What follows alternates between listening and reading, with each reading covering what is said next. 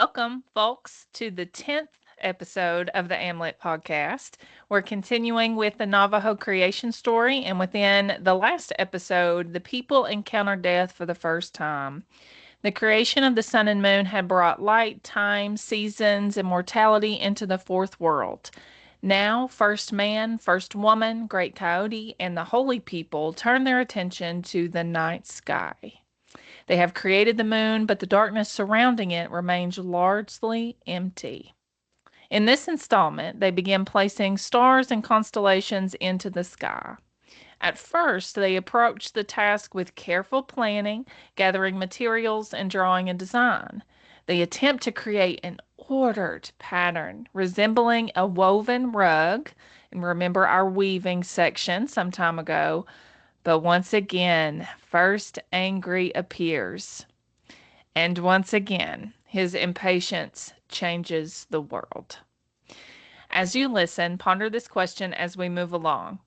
Does beauty necessitate perfect order, or can disorder create beauty too?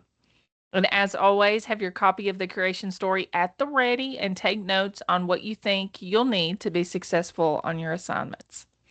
This section again is one big paragraph, just like our last episode. So I'll read it through before I unpack what happens and explain it. So let's begin. First man, first woman, great coyote, and the holy people next planned stars for the night sky.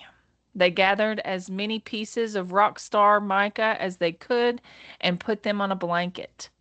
Then first man made a drawing in the dirt to plan the location of all the stars, seeking to make the sky like a woven rug, ordered and balanced.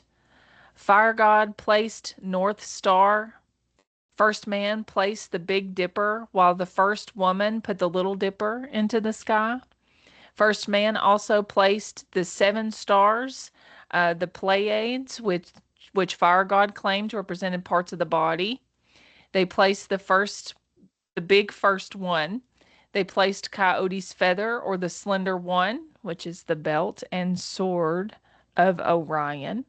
They placed the children of the seven stars and the slender one, and the old man with feet apart,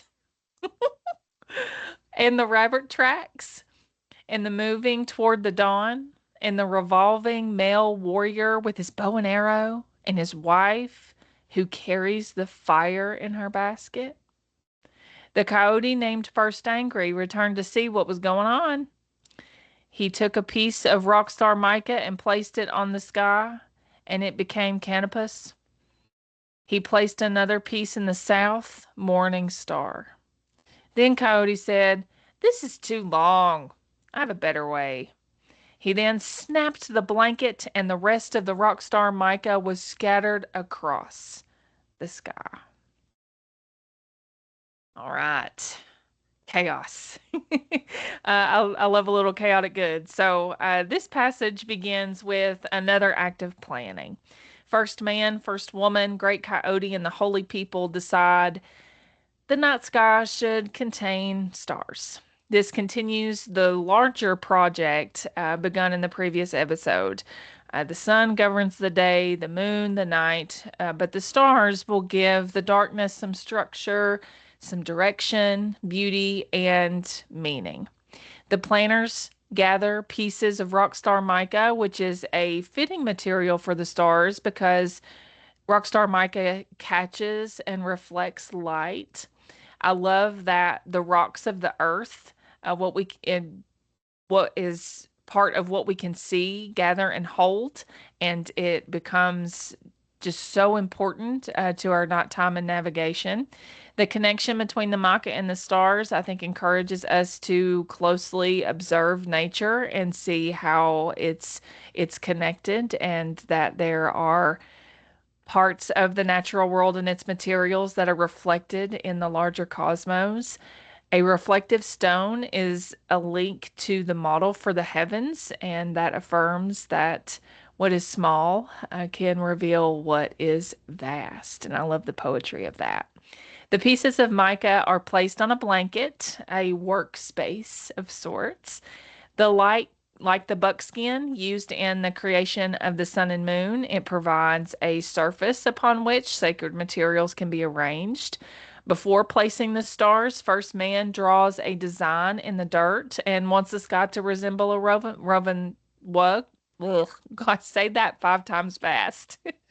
A woven rug, reminiscent of an earlier episode where weaving is celebrated for its poetic diversity and its cohesion. The North Star in the design holds a special position because it appears relatively fixed, while the other stars seem to move around it, like a symbol of stability in the North Star. The sky turns, but the North Star remains a point of orientation because travelers still use it to identify direction. First man places Big Dipper. First woman places Little Dipper, so they complement each other in action and energy. Then first man places the 7 stars, and they represent the body. And constellation now seems a bit more holy or divine because it is packed with memory, identity, and presence. The passage next gives a long series of constellations and stars.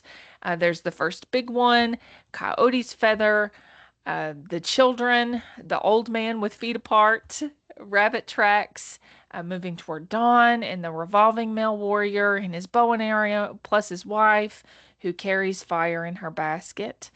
And the sky essentially becomes this piece of literature and a calendar for each generation to learn and pass down when the time is right for everyone in the community. Not in the warm months, though. We learned that because young people are distracted. Once again, First Angry arrives while the others are creating. Whenever the planners attempt to establish order, First Angry approaches the edge of their work. And in our previous episode, they attempted to conceal the creation of the sun, moon, and calendar from him. But here he participates. Yay, progress. Coyote takes a piece of mica and places it in the sky and named it Canopus.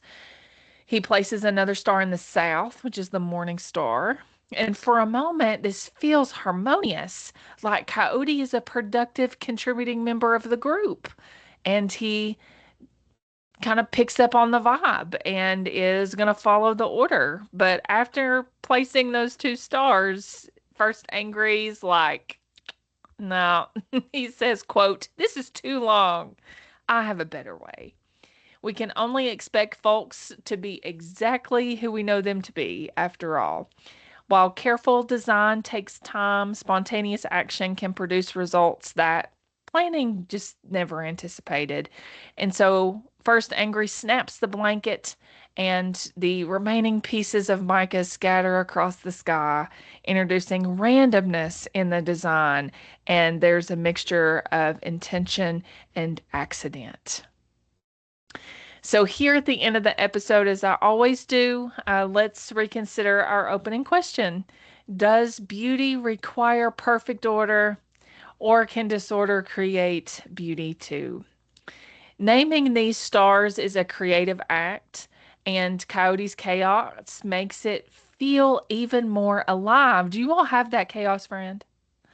I am the ordered. I'm like first man. I want this to be just so. I like my spreadsheets.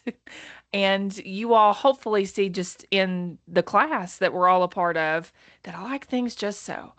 But my best friend is my chaos friend. She gets me out of my shell and she's spontaneous, and that makes life worth living. And I think the same sentiment applies here. Perhaps that's one of First Angry's unexpected gifts because he prevents the universe from becoming just too neat and leaves room for curiosity, wonder, and new stories. So thanks again for tuning into the AMLET podcast. I'll see you soon for the next one to witness more of just chaos, beauty, growth, and what happens when we try to learn how to be human. So take care.